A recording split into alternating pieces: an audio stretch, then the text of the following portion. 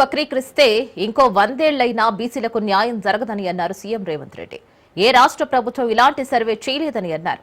కులగణనను పకడ్బందీగా చేశామని, తప్పులు దొరకకుండా ఎన్నో జాగ్రత్తలు తీసుకున్నామని గుర్తు చేశారు. ఎన్నో అడ్డంకులు ఎదుర్కొని కులగణన చేశామని, గాంధీ కుటుంబం మాట ఇస్తే శిలాశాసనమని అన్నారు. సర్వాయి సర్దార్ పాపన్నకు సరైన గౌరవం దక్కాలని అన్నారు. ఇక త్వరలో ఆ రోజు రాబోతుందని కూడా అన్నారు. ఆయన గొప్ప యోధుడని కొనియాడారు. గత ప్రభుత్వం కిలాషాపూర్ కోటను మైనింగ్ లీజుకు ఇచ్చిందని అన్నారు. మా ప్రభుత్వం వచ్చిన తర్వాత కోటను కాపాడుకునేందుకు ప్రయత్నిస్తున్నట్లు తెలిపారు.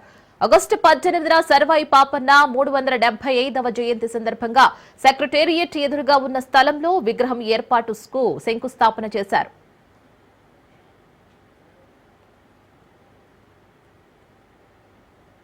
జనాభాను మొత్తం లెక్కించడమే కాదు, జనాభాలో ఉన్న అన్ని కులాల యొక్క వివరాలను సంపూర్ణంగా సేకరించడం జరిగింది ఈ రోజు. అందుకే ధైర్యంగా ఈ దేశంలో ఉండే అన్ని రాజకీయ పక్షాలు సూటిగా శాసనసభ వేదికగా మేము సవాలు విసిరినాం.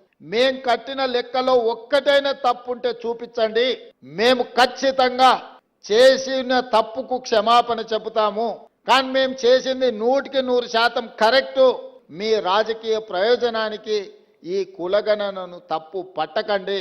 ఒకవేళ మేము చేసిన కులగణనను తప్పు పడితే, మా లెక్కలను మీరు వక్రీకరిస్తే మళ్ళీ రాబోయే 100 సంవత్సరాల వరకు ఈ బహుజనులకు న్యాయం జరగదు. మిత్రులారా, ఆ లెక్కన ప్రాతిపదికన కేబినెట్లో తీర్మానం చేయడమే కాదు, శాసనసభలో చర్చ పెట్టి విద్యా ఉద్యోగ అవకాశాలలో 42% రిజర్వేషన్లు ఒక బిల్లు, స్థానిక సంస్థల్లో 42% ఇంకొక బిల్లు ఆమోదింపజేసి గవర్నర్ గారికి పంపిస్తే గవర్నర్ గారు అవి రాష్ట్రపతి గారికి పంపించారు రాష్ట్రపతి ఆమోదం కోసం. 5 నెలలుగా వస్తుంది, అవి అక్కడనే ఉన్నాయి. 42% బలహీన వర్గాలకు రిజర్వేషన్లు అమలు చేయాలంటే ఎస్సీ ఎస్టీ ఇవన్నీ కలిపితే దాదాపుగా 70% వరకు రిజర్వేషన్లు పెరిగే అవకాశం ఉన్నది. స్థానిక సంస్థల్లో 42% రిజర్వేషన్ బలహీన వర్గాలకు ఇచ్చే బిల్లులు రాష్ట్రపతి గారి దగ్గరనే ఉన్నాయి.